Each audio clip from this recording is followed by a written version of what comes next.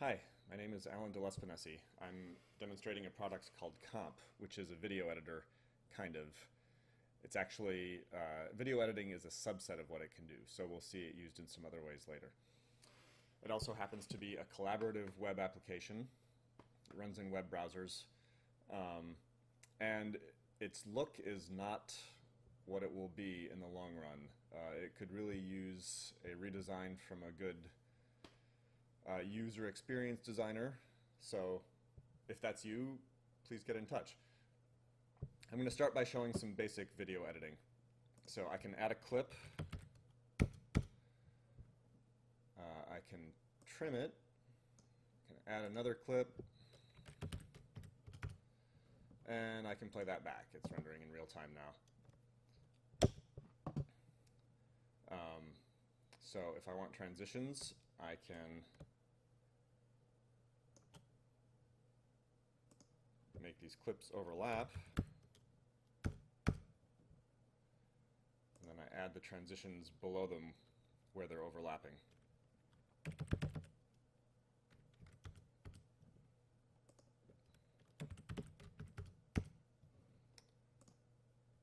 So we've got a crossfade, and then we'll have this cool spin zoom transition. Okay, so you're probably already starting to see that this is not quite a typical video editor, but I'm going to show you a couple other things before I let on what the real difference is. Here I'm going to add some text. See what that looks like. It's text. I'll add an effect, a blur effect. And when that's in effect, it's got text, and you see that I'll play it again. Both the video and the text are blurred because I added the blur effect below them. But I can also explicitly, I'm going to zoom in a little bit on the timeline. I can also explicitly connect the text effect to the blur effect. And now when it gets to that point, you see the text is blurred. It's actually very blurry. But the video itself is not. So that's what these little squares at the top and bottom of each of the clips are. They're inputs and outputs. Input at the top, output at the bottom. Data always flows down. So video is violet, audio is auburn, and these blue ones are cornflower blue, which is the best color I could think of that starts with C and look different from the others. Cornflower blue stands for control signals. I'm not going to do too much with those right now. But you can see this, this scheme provides a lot of power. You can do an awful lot of different combinations of things. For basic video editing, you don't need to connect things up. When an input is not connected, it gets its signal from either one of the clips above it or from all of them, depending on the context. The rules are pretty simple and they make a lot of sense. So whatever you see, of course, is what's coming into the outputs block here at the bottom.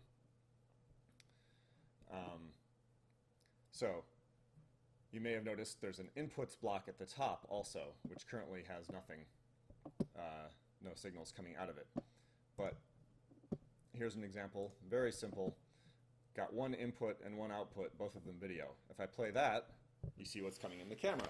It's me, hi!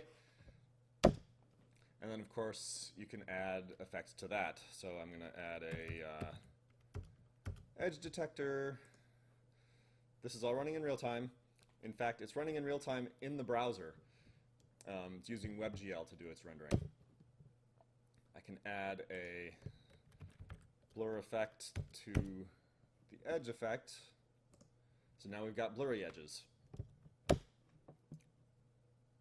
And now things start to get interesting. I'm going to rename this timeline blurry edges.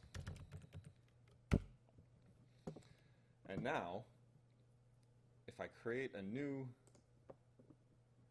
timeline, I can put a clip in it, and that timeline I just created with the blurry edges, I can now use as its own effect on whatever clips or real-time inputs I want. So now we've got blurry edges from this clip that I just applied it to. So we've got practically a little visual language here. And since it's all online, all you have to do is you can share any effect combination you make with your friends, or potentially you can sell them if we set up a app store sort of business model.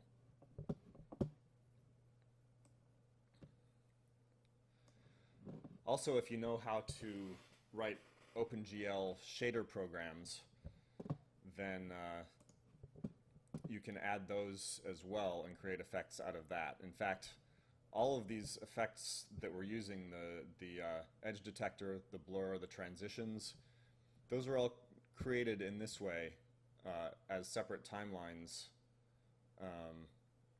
in the editor. They're not built in to the program fundamentally.